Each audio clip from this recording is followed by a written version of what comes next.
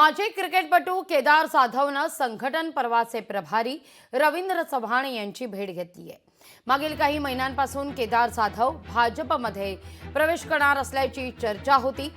आज रवींद्र चव्हाण यांची भेट घेतल्यानं पुन्हा या चर्चेला आता उधाण आलेलं आहे। मात्र ही सदिच्छा भेट असल्याचं केदार जाधव यानं स्पष्ट केलं आहे।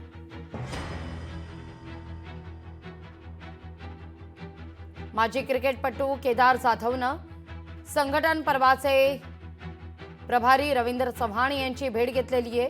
ही दृश्य आपण पाहतोय। भेटी दरम्यानची मागील काही महिन्यांपासून केदार जाधव भाजपमध्ये प्रवेश करणार अशी चर्चा होती आणि त्याच पार्श्वभूमीवर ही भेट घेतल्यानंतर पुन्हा एकदा आता या चर्चेला उधाण आलंय।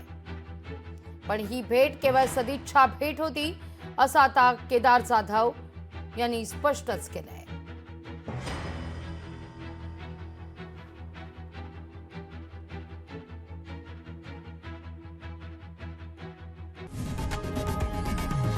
लोकशाही मराठी ऐका, पहा, जागरूक रहा।